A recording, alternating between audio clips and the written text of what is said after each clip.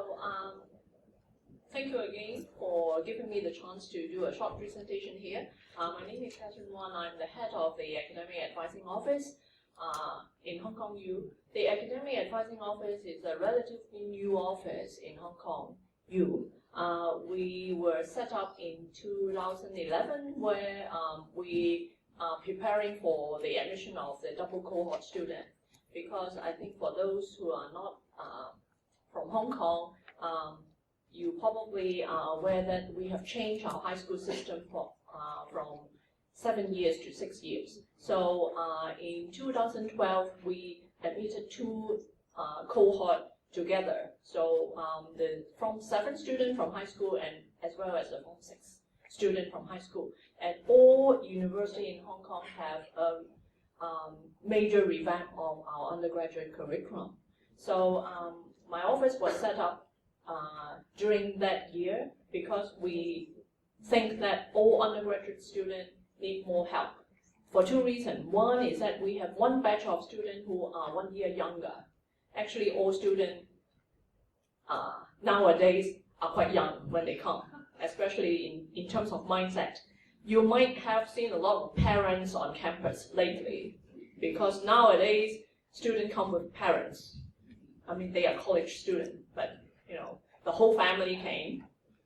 And then because we have a very open undergraduate curriculum, we have revamped our undergraduate curriculum, and so students have a lot of choice in terms of their major and minor, unlike in the old days where they are stick to one faculty, one program, and they don't have much choice. But now in Hong Kong U, actually an engineering student can select a major or minor in music, and a chemistry student can really study translation, for example. So I think students need a lot of guidance. But what is the purpose of having academic advising in a residential setting? I think residential hall in Hong Kong U are not actually famous for working hard, because I think the hall culture in Hong Kong U has long tradition, and each hall have their own characteristic. And I think it is quite well known about among freshmen that if you would like to be a hall resident, then you should be able to prepare to sacrifice a bit your GPA, because you really have to contribute to hall life. There are cultural teams, sports team, a lot of activities that as a residential student you have to contribute, no matter whether you are interested in the activities or not. So we do have a bit of tradition, and I think hall life is quite demanding for freshmen. But I think our senior management, especially Senate, in 2011 have endorsed a policy that across faculty we need to have a university academic advising system. The reason why I need to present you or brief you a bit about the background is that it's because the residential-based academic advising system is part of this whole system. It's part of the university academic advising system. As you can see from this diagram, the Senate, of course, are the policy maker, and then the university academic advising system are overseen by 2 central committees in the university, the Curriculum Development Committee, and also we have a central academic advising committee comprised of representatives from all faculties. So you can see that what we would like to do is that we would like to form a network to support students, including, if not with particular reference to students living in residential hall. My office is a central office. We do offer one-on-one advising on academic matters. So we have a clear division of labor with our colleague from CEDARS, because we focus on academic or study matter. And then colleagues from CEDARS look more on the non-academic aspect of the students, especially the psychological, emotional well-being, financial matter, catering, accommodation, etc. So we have a very clear division of labor, but then we work very closely with each other. So we have a central office, And the main part of academic advising actually takes place in faculty, because all freshmen are being assigned to one teacher in their faculty as their faculty academic advisor. So it's a one-on-one relationship, and we have an online student information system that supports the whole system. And my office is the office who oversees and monitors the system.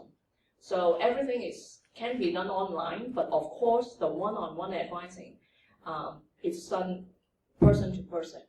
So, and then you can see that in Hall, we have residential student advisor, where senior students are being recruited as student advisor to help wardens and residential tutors to help freshmen in particular to balance academic and whole life. In Hong Kong U, I think in the upcoming presentation from Professor Anthony Ye, who has been the chairman for the Committee on Discontinuation for quite a long time, I think we understand that Hong Kong will probably take in some of the best students from Hong Kong and overseas, but every year there are a small percentage of students who fail and have to be dismissed by the university. So why does things like this happen, and what went wrong? And I think when the Senate decided to have this, to implement this academic advising system, I think we bear in mind that we would like to ensure that all students are successful and have a great educational experience in Hong Kong. So in Hong Kong U. So in the whole, we hope that we can increase the academic element and help students to balance study and whole life. And also we definitely work closely with colleagues in CEDARS on all to ensure that students' overall well-being are being covered. So this is a simplified version. So you can see the support network actually cover a central office, faculty, hall, and also CEDARS. And we do regular referral, or actually very frequent referral to each other. I think all of you will agree that if a student does not do well academically, usually there are non-academic factors that affect him or her. Personal, family, financial, or even psychological matters. So I think we need to work as a team to support students. And this is the Senate recommendation that a residential-based academic advising system have to be set up in every hall, including the residential college, and each hall have the liberty to recruit students from year 2 or above, and the criteria is that students should be have reasonably good GPA, and then they have good interpersonal and communication skill.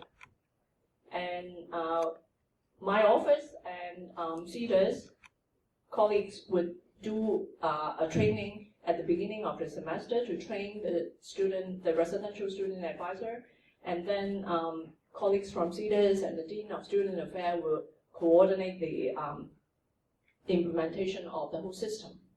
So I just want to share, use just 10 seconds to share some of the lessons we have learned in the past few years. I think the residential advising system are still evolving, because we have 16 residential hall, each with different characteristic and character and different composition. And then we have 4 new residential colleges that have postgrad in addition to undergrad. So each of them have very different character.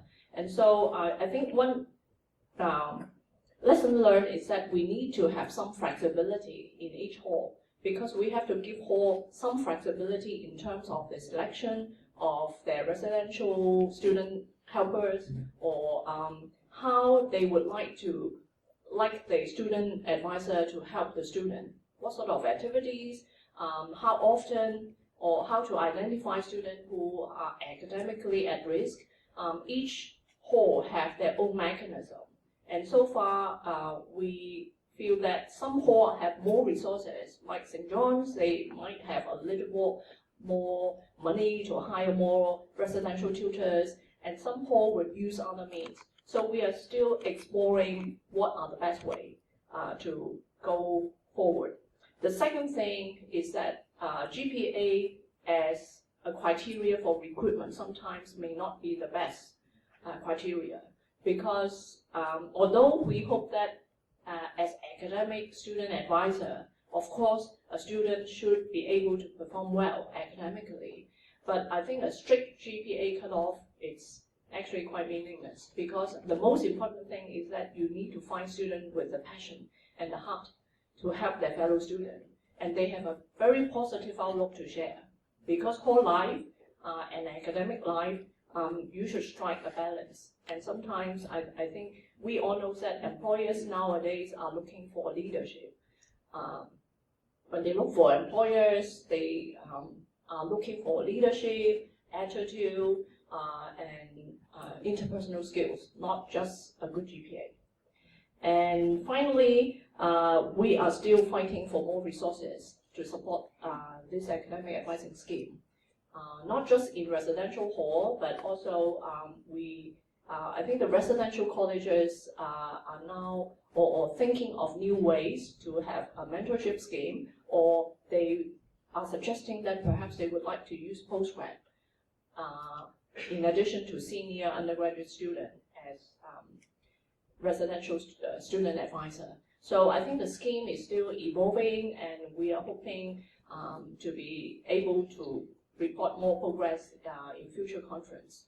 But we are very grateful to Wilton, because with the UGC grant, we are able to contribute a part on academic advising in Wilton's online program.